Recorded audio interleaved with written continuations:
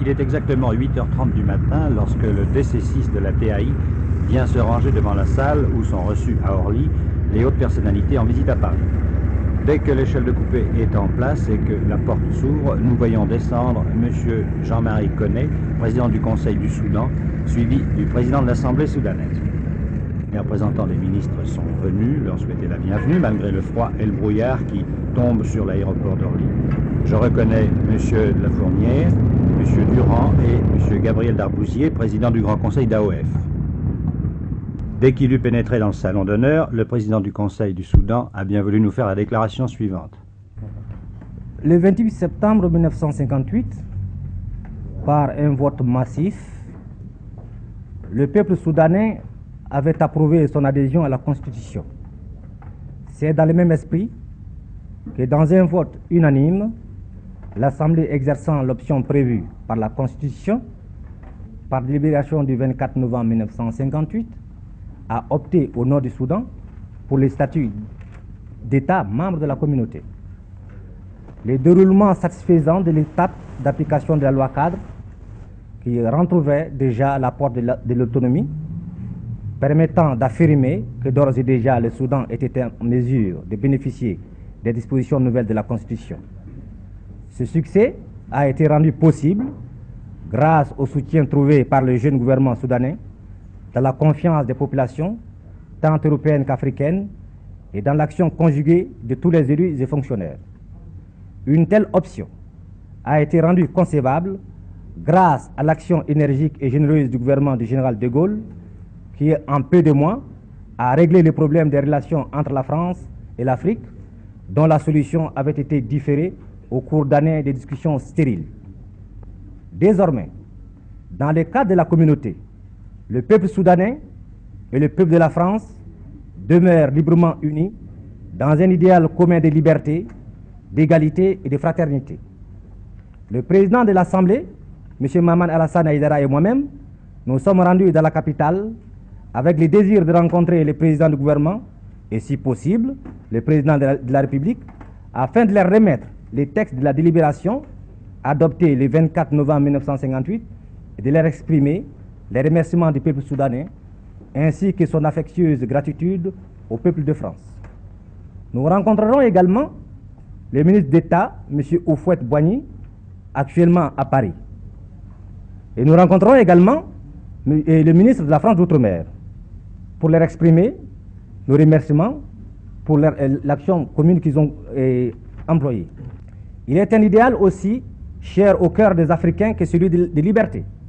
C'est le désir d'unité.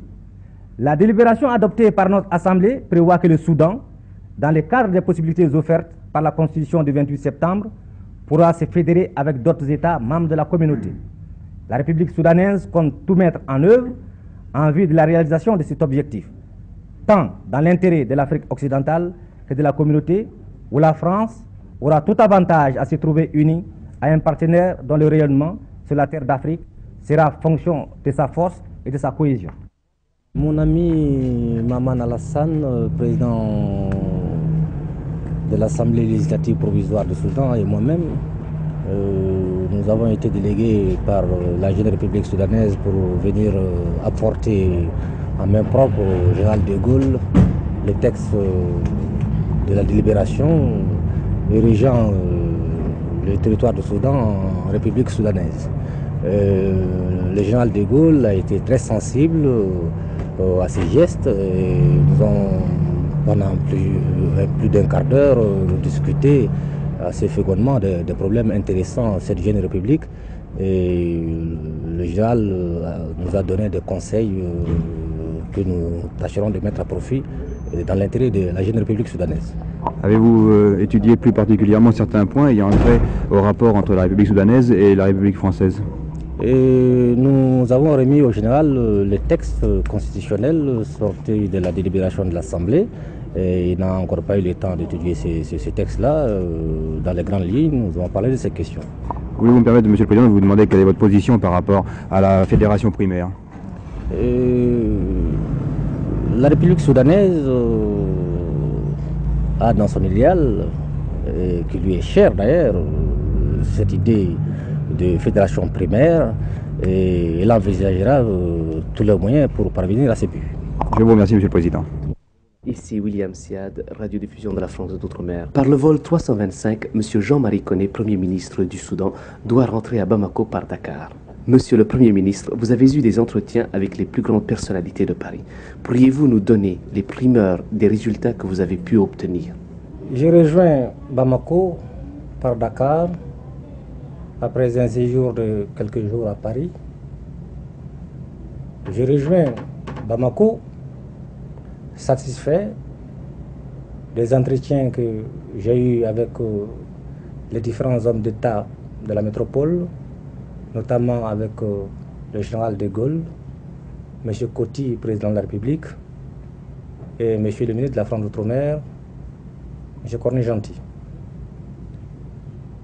Mon ami Maman Alassane, président de l'Assemblée législative de la République soudanaise, et moi-même, avions été chargés par la jeune République soudanaise de venir remettre en main propre au général aussi bien qu'au président de la République, M. Coty, les textes de la délibération approuvant les propositions du gouvernement qui avait demandé à l'Assemblée de bien vouloir opter pour le statut d'État membre de la communauté sous forme de République soudanaise.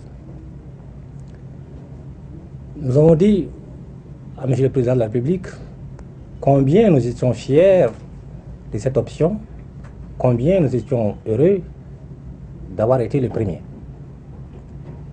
Et nous avons exprimé à M. le Président de la République, aussi bien qu'à M. le général de Gaulle, toute notre satisfaction, et nous leur avons demandé de bien vouloir accepter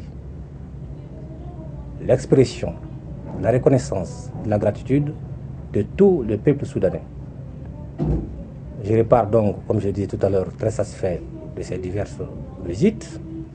Et j'ai souligné à mes interlocuteurs que le Soudan souhaitait que la République française veuille bien s'intégrer au sein de la communauté que nous avons créée. Monsieur le Premier ministre, pouvez-vous nous dire les projets de loi que vous allez présenter en rentrant à l'Assemblée constituante soudanaise? Il ne peut pas s'agir de projet de loi. Avant de venir sur Paris, le Conseil de gouvernement de la République soudanaise avait mis sur pied un comité constitutionnel composé de 27 membres, 15 de l'Assemblée législative, 10 techniciens de toutes branches et 2 ministres chargés de la coordination entre les diverses commissions de ce comité constitutionnel. Lorsque ce comité constitutionnel aura terminé son travail, il le soumettra au Conseil de gouvernement qui, à son tour, le présentera à l'Assemblée territoriale, à l'Assemblée législative plutôt, pour ratification. Et c'est après la mise en place de ces comités, de ces statuts de la République soudanaise, que nous aborderons alors les problèmes de l'élaboration des lois. Merci beaucoup, Monsieur le Premier ministre.